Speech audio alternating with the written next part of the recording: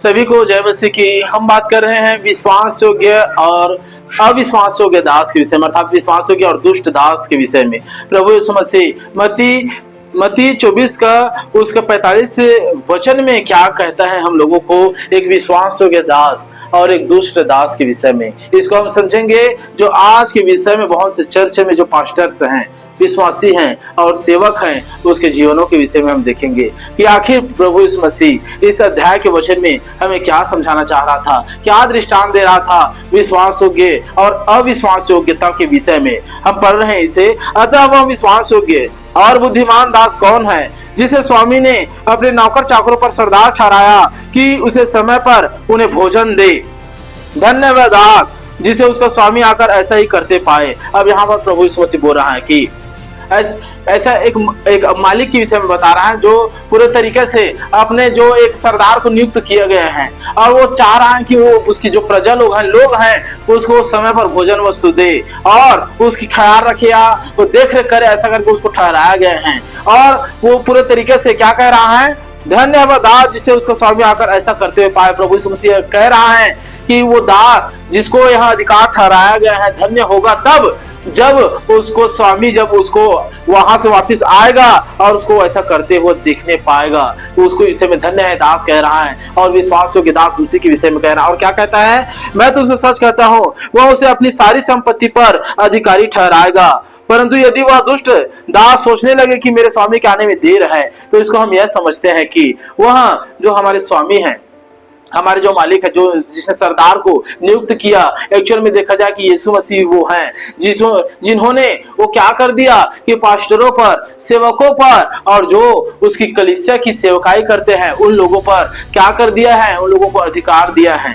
अपने विश्वासियों लोगों पर क्या दिया है, अधिकार दिया है। और वो क्या करे, एक वचन 45 का, उस 45 वचन को पढ़ रहा हूं। अतः वह विश्वास योग्य और बुद्धिमान दास कौन है, जिसे स्वामी ने अपने नौकर चाकरों पर सरदार ठहराया कि समय पर उन्हें भोजन दे। समय पर क्या दे, भोजन दे, अर्थात जिस समय उसे भोजन की आवश्यकता है उस समय भोजन दे। यह भोजन कोई पेट भरने वाला भोजन नहीं है, यह आत्मिक भोजन है जो बाइबल को शिक्षा के विषय में दर्शाता है, क्योंकि हम आत्मिक बाइबल को पढ़ रहे हैं। अब क्या वर्णन में मिलता है कि वो जो समय पर भोजन वस्तु देता है, अर्थात सही रीति से बाइबल को सिखाने वाला हो, सही रीति से इसमें की जो रोटी है, अर्थात ये बाइबल, संपूर्ण बाइबल एक रोटी परमेश्वर की देह है जिसे हमें खाकर इसी के अनुसार चलना है, एनर्जी और बल पाकर। तो ऐसा दास जो धन्य है, विश्वास योग्य दास धन्य है, जिसका जो स्वामी आए और ऐसा करते हुए पाए। अर्थात जब प्रभु यीशु मसीह आए और अब देखे अपने कलीसिया को, अपने लोगों को, तो उसका जो पास्टर है, अगुआ है या और लोग हैं, वो ऐसा करते उसको पाए, अर्थात समय पर भोजन वस्तु देते हुए।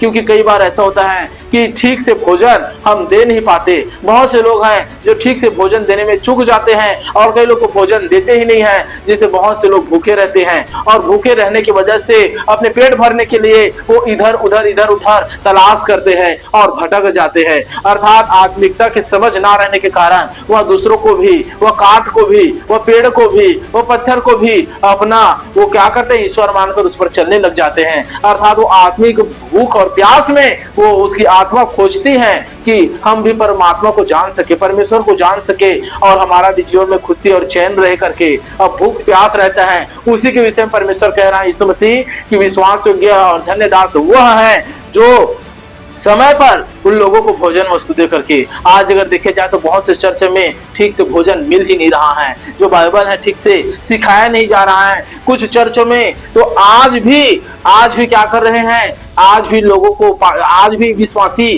पास्टर के जाकर पैर छू रहे हैं और पास्टर उसे रोक नहीं रहा है। आज भी ऐसा हो रहा है। मैं अपने और चैनल में मैं कई बार बताया हूं कि किसी को दंडवत, किसी को पैर मत छुओ, चाहे वो बड़ा हो चाहे छोटा हो, चाहे रिश्ते में कोई मत छुओ। क्योंकि जब परमेश्वर ने उचित भोजन के विषय में बता रहा हूं कि समय पर भोजन मिले, इसलिए बहुत से लोग ऐसे भोजन को गड़बड़ कर देते हैं। और आज भी विश्वासी जब पैर छूते हैं पास्टरों की या और किसी की, तो उसको मना नहीं करते हैं और उसको सोचते हैं कि ये रीति विधि है, चलो परमेश्वर सब चलता है, ऐसा करके वो क्या कर रहे हैं, चलते जा रहा है। जबकि बाइबल साफ साफ कहती है कि तुम किसी को दंडवत ना करना। दंडवत पैर छूने का ही एक वर्जन है, उसको बदल कर अब क्या हो गया है, पहले पैर के वो पूरे तलवे को छूते थे, ऐसे पूरे दंडवत करके छूते थे, पहले ऐसे साष्टांग प्रणाम करके छूते थे, वो अब पूरे तरीके से बदलते बदलते आज लोग पूरे तरीके से थोड़ा ऊपर तक छूने लग गए हैं। लेकिन हालांकि वही चलते आ रहा है। जब परमेश्वर ने आदम को बनाया तो आदम को बेहद ही अनोखा बनाया था, बहुत ही कीमती बनाया था, अपनी आत्मा को परमेश्वर ने उसके अंदर डाला था। आदम सचमुच में ऐसा व्यक्ति था जो स्वर्गदूतों से भी अनोखा था, इतना शक्तिशाली था कि उसके सामने कोई स्वर्गदूत ठहर नहीं सकता, कोई भी दूत उसके सामने टिक नहीं सकता। इतना शक्तिशाली आदम बनाया गया था, क्योंकि बाकी लोगों की शक्ति उसके अंदर में थी, वो प्रकट कर करके इस्तेमाल कर सकते थे, लेकिन आदम के मुख में इतनी शक्ति थी कि आदम अगर बोलता कि ये जीवित हो जाए तो जीवित हो जाता, ये मर जाए तो मर जाता, ये खड़ा हो तो खड़ा हो जाता, ये उत्पन्न हो तो उत्पन्न हो जाता। इतनी शक्ति बनाया था, इसलिए परमेश्वर ने उसको पूरे तरीके से मुख्य ठहराया और पूरे तरीके से सारे चीजों पर अधिकारी ठहराया। और परमेश्वर ने बहुत बार ऐसा, अगर आप मनन करेंगे, गहराई में जाएंगे तो समझेंगे कि परमेश्वर ने आदम से पूछा कि इन जानवरों का क्या नाम रखा जाए। बैल है, गधे हैं, घोड़े हैं, उन सारे दूतों से नहीं पूछा। अगर दूतों से पूछा भी हो तो भी दूत उतना ज्ञान नहीं रखते हैं जितना ज्ञान आदम के पास था। दूत लोग उतना ही जानते हैं जितना उन लोगों को ज्ञान दिया गया है, लेकिन हम इंसानों के पास अर्थात आदम के पास इतना ज्ञान और इतनी शक्ति और इतनी समझ थी कि वो पूरे तरीके से विवेक के द्वारा अर्थात परमेश्वर की आत्मा जिसके अंदर में है वो और कितना ज्यादा शक्तिशाली और बुद्धिमान होगा। तो हम स्टार्टिंग में बनाए तो गए थे कि एक दूसरे को क्या करे, आदर दे, एक दूसरे को क्या करे, पूरे तरीके से जितने भी दूत थे, हो सकता था आदम के सामने में उन लोगों को झुकवाने के लिए, उन लोगों को सजदा कराने के लिए या दंडवत करवाने के लिए आदम के पास सारे दूतों को बुलाया हो। मगर क्या देखते हैं कि जब आदम और हवा ने पाप किया, वहीं से ये चीज टूट गया है। वहीं से क्या हो गया, पैर छूना, दंडवत करना, ये सारी चीजें उस जगह से छूट गई हैं। उस जगह के बाद कोई पूरे तरीके से दंडवत करने से पूरे तरीके से मना कर दिया गया है। इसलिए आज भी चर्च में क्या हो रहा है, आज भी लोग दंडवत कर रहे हैं, आज भी लोग पैर छू रहे हैं, लेकिन मना नहीं कर रहा। उचित भोजन मिल ही नहीं रहा जिससे इंसान खराई से चले, क्योंकि अगर आप खराई से चलेंगे तो वो वचन पूरा होगा कि आपके अपने ही आपके विरुद्ध में खड़े हो जाएंगे। और आप क्या है, मिलावटी चल रहे हैं। जो भोजन मिलावटी मिल रहा है, खमीर, बासी खमीर को मिला रहे हैं, पुराने रीति विधि को मिलाते जा रहे हैं, चलते जा रहे हैं और सोच रहे हैं कि चलते जाएंगे करके, और इसी वजह से ठोकर भी बहुत से लोग खा रहे हैं। इसलिए प्रभु यीशु मसीह कहता, वो विश्वास योग्य और बुद्धिमान दास कौन है जो समय पर भोजन वस्तु, उचित भोजन वस्तु दे, ताकि खाकर बल प्राप्त करे, आत्मिक बल प्राप्त करे और आत्मिकता में आगे बढ़ते जाए करके। इसलिए प्रभु यीशु मसीह समझाता है और कहता है कि परंतु यदि वह दुष्ट दास सोचने लगे कि मेरे स्वामी के आने में देर है और अपने साथी दासों को पीटने लगे और पियक्करों के साथ खाए पिए, वो पूरे तरीके से कह रहे हैं कि वो ऐसे भी दास हैं जो पूरे तरीके से वो संसार में यीशु मसीह के आने में देर है करके संसार में खो जाएंगे और मिलावट करने लगेंगे और वो पूरे तरीके से उपद्रव से भरते जाएंगे, क्योंकि ठीक भोजन ना तो दे रहा है, ना तो ठीक भोजन को खा पी रहा है और समझ नहीं रहा, तो जो जैसा खाएगा उसी के अनुसार से वो चलने का प्रयत्न करेगा। अर्थात आज भी देखो चर्च में होता है, कई लोग चर्च में स्टेज में जूता पहनकर जाते हैं, कई लोग जूता नहीं पहनते हैं, कई बार कलीसिया में बहुत से लोग सर ढाकते हैं क्योंकि पौलुस ने इसके विषय में समझाया, और कई लोग, बहुत से लोग हैं जो आज भी आराधना करने वाले हैं या चर्च के मेंबर हैं, आज भी सर ढाकते नहीं हैं। तो पूरे तरीके से अलग अलग भोजन वस्तु और अलग अलग समय में मिल रहा है, सही नहीं मिल रहा है, जिसके कारण गड़बड़ियां हो रही है। और मैं जो बोल रहा था दंडवत करने के विषय में, तो यूहन्ना के अगर प्रकाशित वाक्य के अध्याय में पढ़ेंगे, जब जो इतना सामर्थी और दर्शन देखने वाला जो विश्वास योग्य दास था यूहन्ना, वो जब स्वर्गदूतों के पैर छूने के लिए, दंडवत करने के लिए गिरता है, तो स्वर्गदूत उसे बोल देता है कि मैं भी तुम्हारे समान भाई हूं। वो क्या बोल देता है, मैं भी तुम्हारे समान संगी भाई हूं, तू परमेश्वर को क्या कर, दंडवत कर करके। परमेश्वर ही एक योग्य है।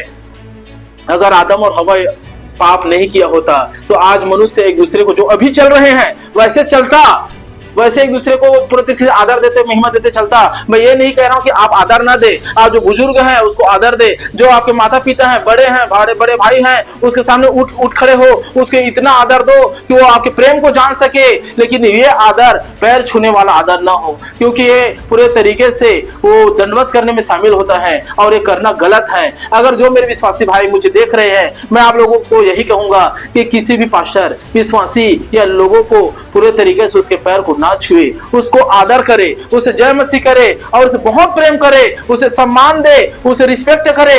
लेकिन ये रिस्पेक्ट दंडवत वाली रिस्पेक्ट ना हो। ये गहरा टॉपिक है, ये मेरा टॉपिक नहीं है, लेकिन मैं जो भोजन के विषय में खुला, इसलिए मैं आप सबको बता रहा हूं कि जो उचित दास है वह उचित भोजन को खिलाएगा, क्योंकि वो खुद ऊपर से खाता रहेगा और खिलाता रहेगा। लेकिन जो क्या है, अविश्वास है या दुष्ट है, वो पूरे तरीके से मिलावटी करता रहेगा, केवल अपने पेट भरने के लिए, केवल अपने चर्च की उन्नति के लिए, केवल अपने ही आय के साधन को देखने के लिए। वो कहेगा कि इसमें भी शामिल हो जाए, इसमें भी शामिल हो जाए, चल दोनों में मिलावट करते करते चलेंगे। और अगर आप खराई से चलते हैं, आप अकेले हो जाएंगे। आप अगर खराई से चलते हैं, परमेश्वर आपके साथ हो जाएगा। अगर आप खराई से चलेंगे तो आप देखेंगे कि बहुत से भेद हैं, बहुत से सीखने की चीजें हैं। बाइबल पूरे भेदों से भरा हुआ है। आप उसकी गहराई को तक उतर जाएंगे, आप उसको जानना चालू कर देंगे। लेकिन आप अगर यह सोचेंगे कि मेरे घर के लोग हैं, समाज के लोग हैं, रिश्तेदार हैं, शादी है, इसमें है, उसमें है, तो करना ही पड़ेगा,